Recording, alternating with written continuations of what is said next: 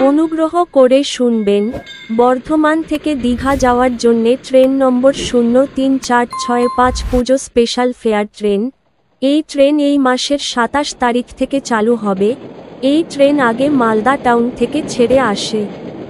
প্রতি শনিবার বিকেল 5টা 16তে বর্ধমান জংশনের 3 নম্বর প্ল্যাটফর্ম থেকে ছেড়ে যায় এবং এটি দীঘা পৌঁছায় একই দিন রাত 11টায় দীঘা স্টেশনের 1 নম্বর প্ল্যাটফর্মে।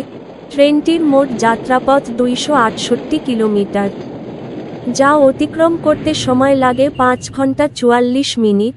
এই ট্রেনের গড় গতিবেগ 47 কিলোমিটার প্রতি ঘন্টা এবং সর্বোচ্চ গতিবেগ 110 কিলোমিটার প্রতি ঘন্টা।